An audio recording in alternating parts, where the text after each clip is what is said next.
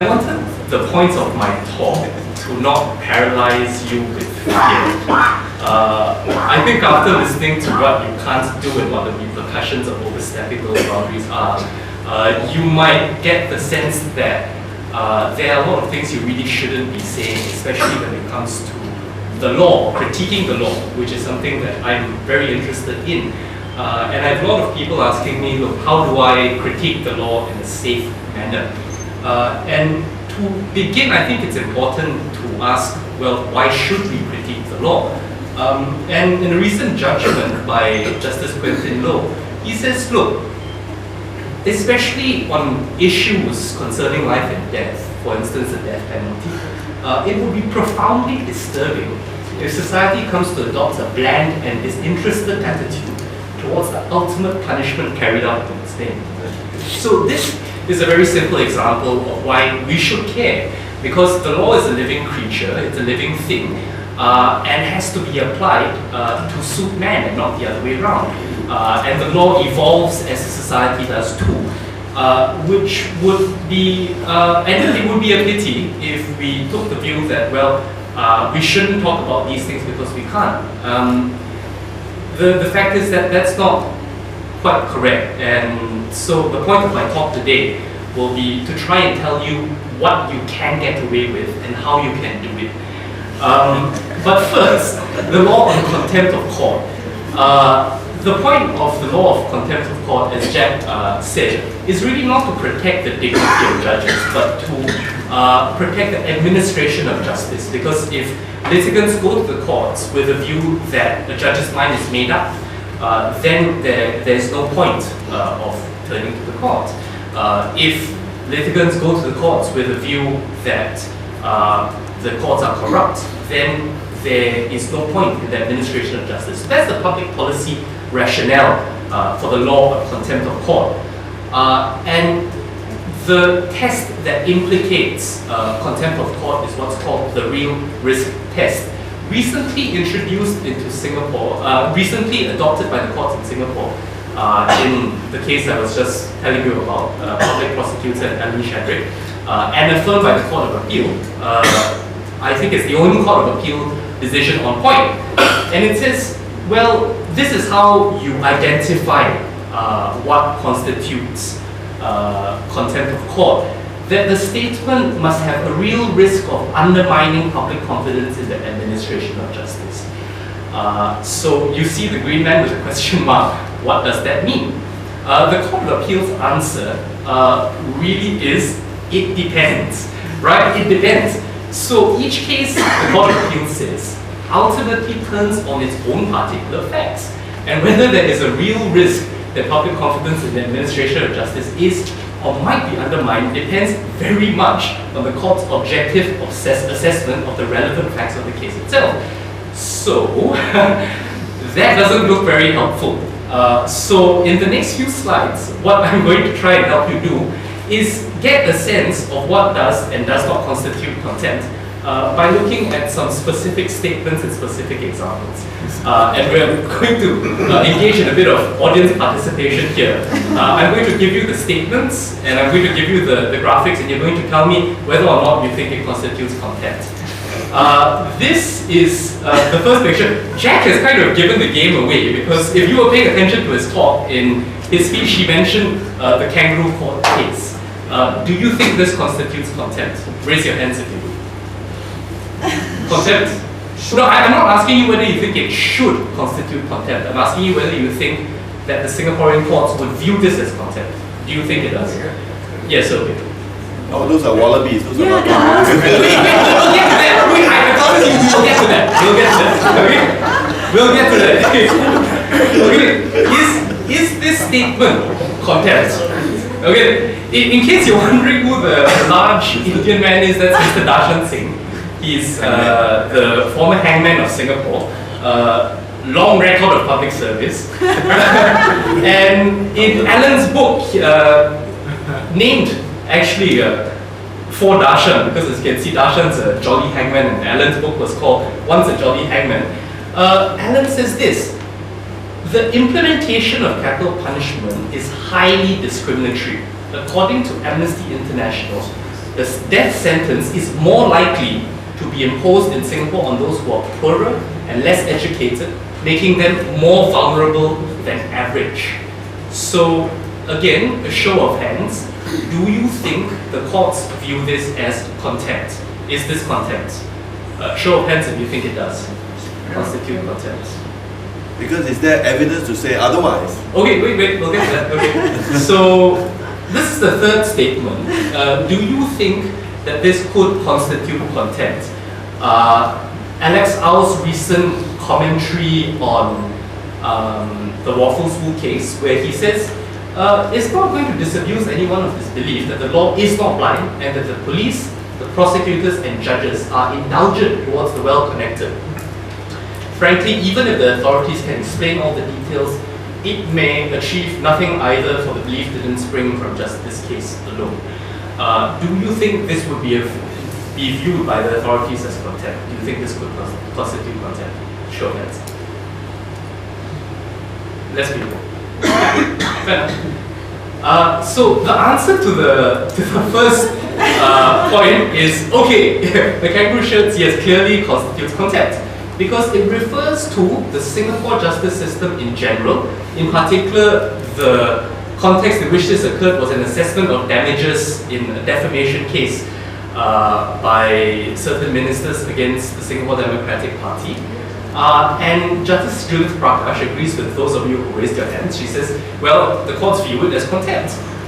Notwithstanding the fact that, as you can see, this picture is a picture of a wallaby.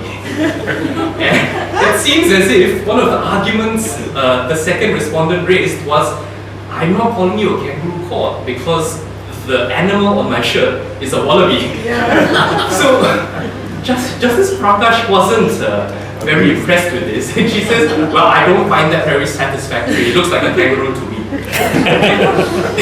For the zoologically inclined, you would know that they belong to the same family, the marsupials.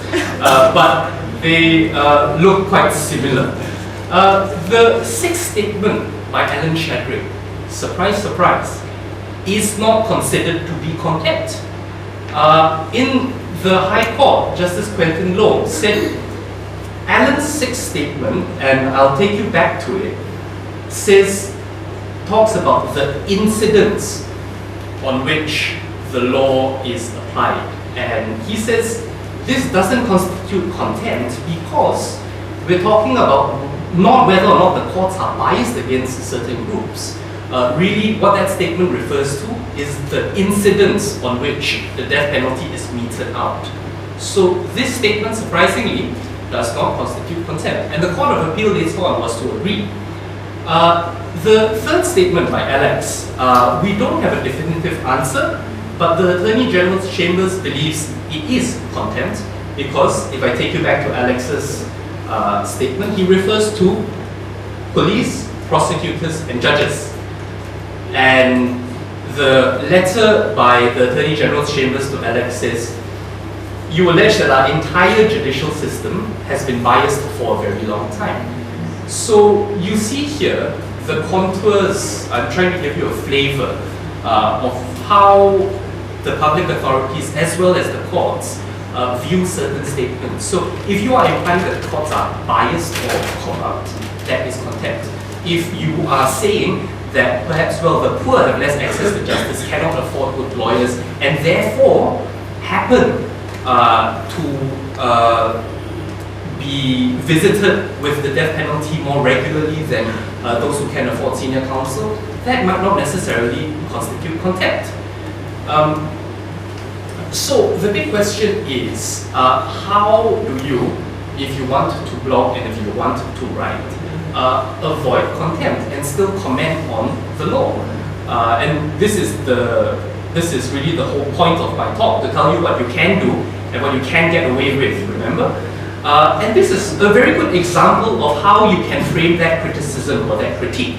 The first way you get away with it is, look, you critique the law, right? This is MP Hari Kumar, and he said of the Waffles Wu case, I must admit I was surprised by the fine of $1,000 imposed on Waffles Wu for getting someone to take a speeding rap for him.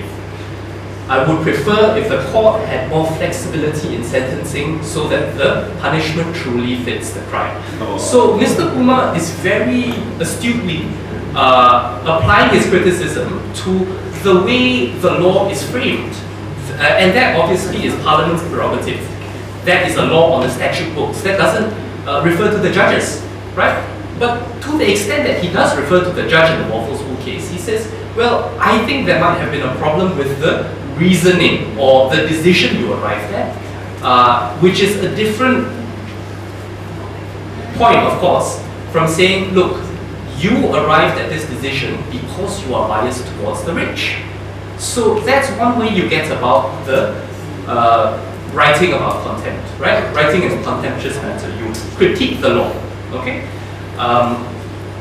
The next thing you can do and get away with, although you can probably expect a robust response, is you can critique prosecutorial discretion. You can debate and discuss in public why the prosecution decides to bring certain charges, the manner in which it does so, whether or not certain considerations it thought about should not have been taken into consideration at all. And this is another statement in Alan Chadwick's book that he was cited for contempt for. It's the second statement in the committal citation. And the statement refers to a young woman called Julia Bold. It's the case of Julia Bold in the year 2002. And what happened there was this young German woman had been caught with 600 odd grams of cannabis. Under the law, more than 500 grams will get you the mandatory death penalty. After sending the cannabis for forensic analysis, the prosecution decided only to proceed with charging her for trafficking 200 grams, which eventually got her a 5-year sentence. And this is the case that Alan is referencing in his book, Once a Johnny Hangman, the second statement that was cited for contempt by the Attorney General's chambers. He said, a young German woman, lucrative drugs ring, she got a slap on the wrist, which was arranged by the Singapore government under threat of economic reprisal. So very strong words, very serious allegations, but nonetheless, the Court of Appeal disagreed with the judgment of Justice Quentin Low in the High Court. Justice Quentin Low thought that this clearly constituted contempt. The Court of Appeal disagreed and said, look, what Alan is talking about here isn't the exercise of the judicial function. What Alan was talking about was the possible diplomatic influence in the prosecutorial decision to bring different charges against Julia Bold. So Alan's statement wasn't in contempt because it was a critique of the way the prosecution had exercised its discretion to charge Julia Bold. Now, important caveat, Justice Andrew Pang in the Court of Appeal wasn't agreeing that this was factually what happened. Okay, so that's a very important distinction to draw. That's a completely separate question from whether or not the statements go in contempt. Right? What he was saying was, it didn't constitute contempt because, look, you're referring to the prosecution and not to the judges.